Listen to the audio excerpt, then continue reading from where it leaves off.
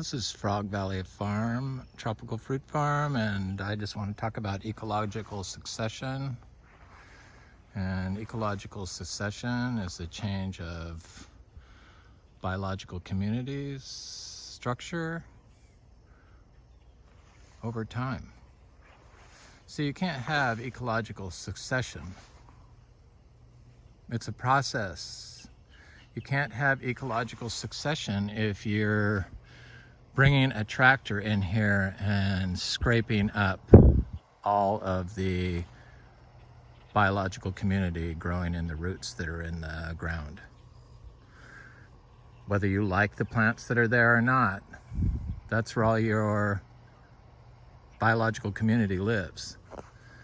And when you scrape the dirt away and replace it with your list of plants because you have a nursery or you're a landscaper or both, or a landscape designer, that's not ecological. It's not a succession. So you're not transferring and growing the community of biological life that's already there. You're decimating the life in the soil, and you're replacing it with what you think is needed, and completely eliminating nature from the process. It doesn't happen in one scrape and replace.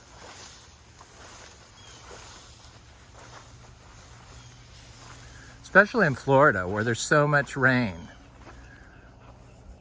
If you're gonna if you don't want this and you don't want to wait for your plants to succeed over your lawn that you have in there, your long lawn and weeds, that's not ecological succession if you scrape it up and you replace it. That's called landscape. Your landscape.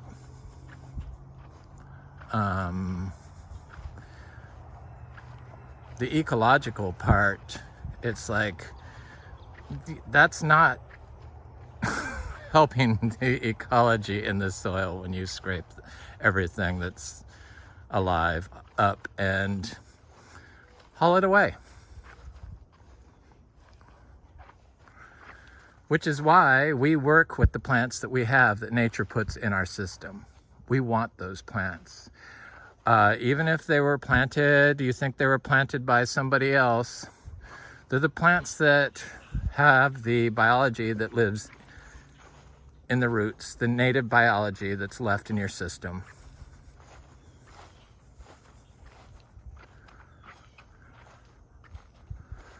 So changing the ecological structure over time would be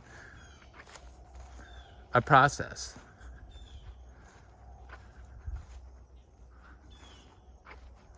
Gotta start adding plants. You don't want to kill the life that's there. This is real natural farming, and for some reason people kind of don't understand it yet. A lot of you do, of course. If you're watching, I know you do, but the plants that are there hold so much life that is in your community, your sociobiome, the area around where you live.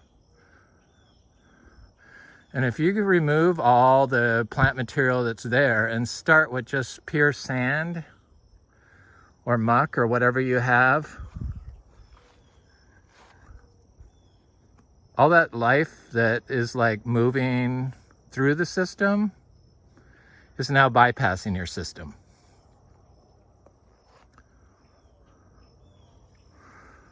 And if you just want to grow the list of plants because you bought them, they may or may not contain the biology in their roots that are needed to be successful, and are going to take constant inputs like constantly having to cut grass and put around them, or put your organic chicken manure around it, and stuff like that.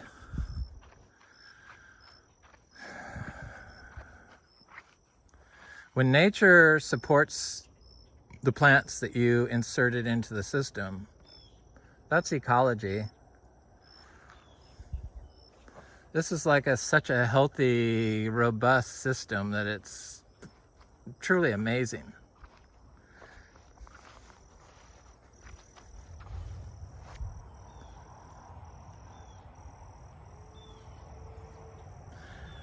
I get so disgusted when I see YouTube channels that are pushing ecology, and it's like they're doing nothing ecological except fattening your wallet and clearing out inventory from your nursery.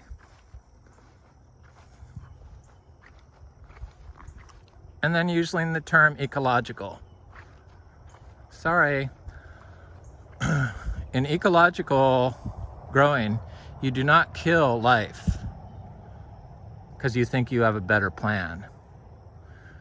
Nature is the best chooser of plants for your system.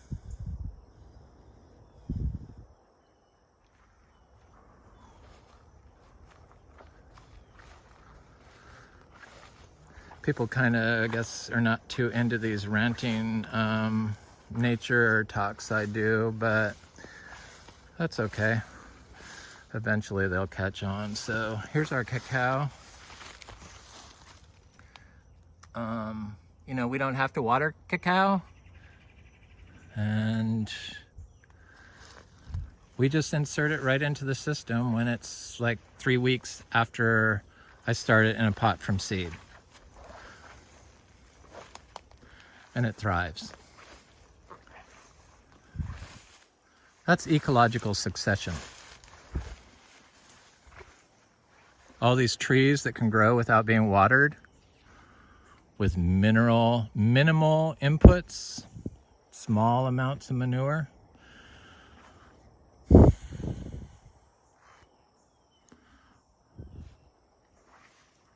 That's a structural change in the ecology in your system over time. It's a process.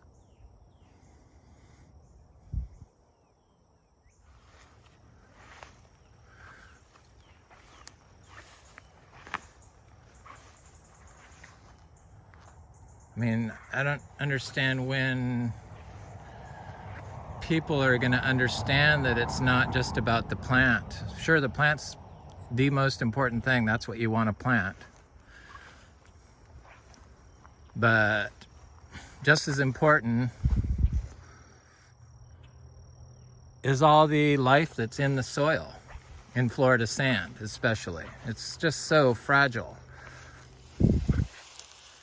We don't have any standing water here, and that's because we don't disturb the soil. We don't bring machinery into it. We don't scrape it all up. We don't mulch it out. We don't think that we know better than nature.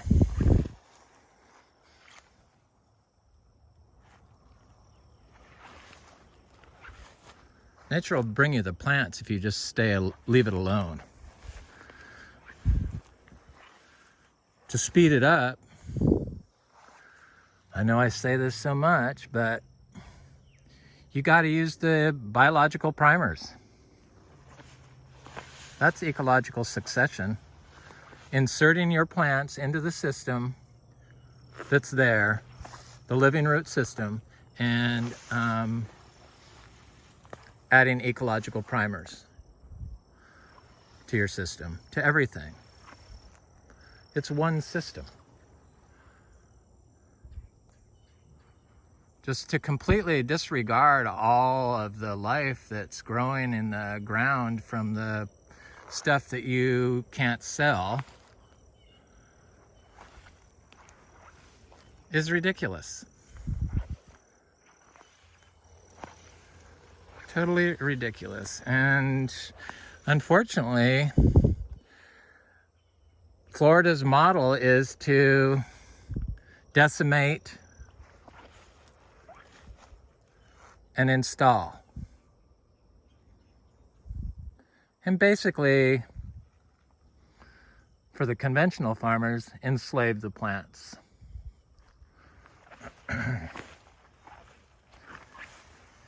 People think it has to be cleaned up.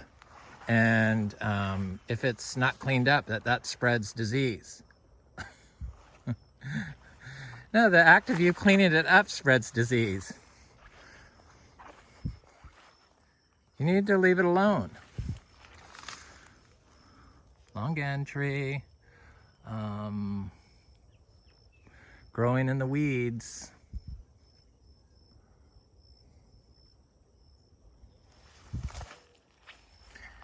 Anyway, I wanted to talk more about nature and what it is. It's more than the plants that you put in there. I know you want your food forest, but if you want your food forest and you want to help Florida, you kind of got to leave the roots that nature puts in there in the system right from the start, whether it's a lawn or not. Lawns, you just stop mowing and start applying biological primers and plants. That's kind of all you have to do. You don't need to create a big biologically decimated site by clear cutting and removing all of the plant life that's currently there. It's just kind of common sense, I would think. Yeah, still buy all the plants from the nursery,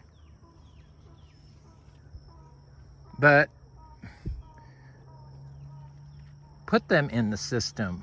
Don't remove the system that's there and start over, because it's not as good and it's bad for the ecology.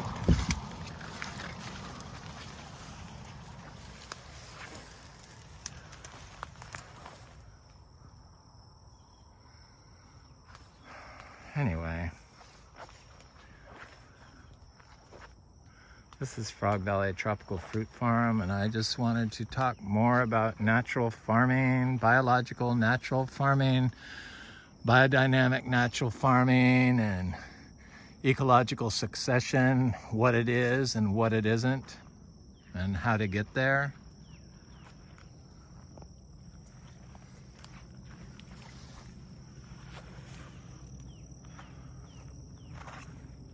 I hope you have a good day.